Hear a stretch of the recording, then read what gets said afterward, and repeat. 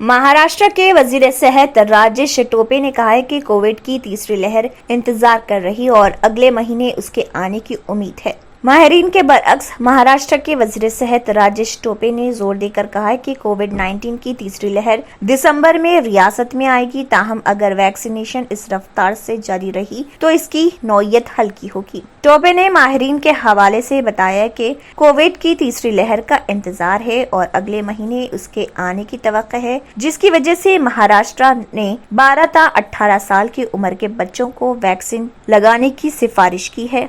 और दरअसल महाराष्ट्र में कई तिब्बी माहिरीन ने मशवरा दिया है कि सेहत की देखभाल और फ्रंट लाइन कारकुनों के लिए मोहल्लिक वायरस के खिलाफ वैक्सीन के बूस्टर खुराक दी जाए। मुंबई अस्पताल के consultant physician doctor Gautam Bhansali ने कहा है कि लोगों में एंटीबॉडीज की तादाद जिन्होंने कोई 6 से 8 महीने कबल अपनी वैक्सीनेशन मुकम्मल कर ली है उनमें कमी आ रही है। ये भी और मध्य प्रदेश का ये शहर मुकम्मल तौर पर टीके लगवाने के लिए देसी शराब पर 10% रियायत भी दे रहा।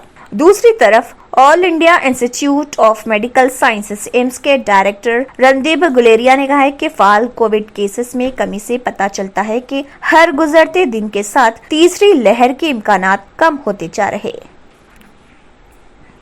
जर्मन-10 हॉस्पिटल ऑर्थोपेडिक से मुताल्लिक हर मरीज यहाँ शिफायाब। इनाम याफ्ता doctor Mir Jawad Jar Khan, senior orthopaedic surgeon, advance operation theatre, ICU, digital X ray, laboratory, physiotherapy, pharmacy, sharing और प्राइवेट रूम्स, लेडी डॉक्टर्स और डॉक्टर अर्जुमन सुल्ताना गायनेकोलॉजिस्ट की खिदमात हासिल। वाजबी फीस और मुकम्मल सहूलियात से हजारों मुतमईन। एम्बुलेंस से आरास्ता German orthopaedic hospital, pillar number 150, Attapur, Hyderabad. अगर आपने हमारे चैनल को अभी तक सब्सक्राइब नहीं किया है तो यहाँ पर रेड कलर का सब्सक्राइब बटन दिख रहा है, उसे क्लिक करें और हमारे चैनल को सब्सक्राइब कीजिए और साथ ही साथ बेल आइकन को भी क्लिक कीजिए, जिससे आपको ताज़ा अपडेट मिलती रहे।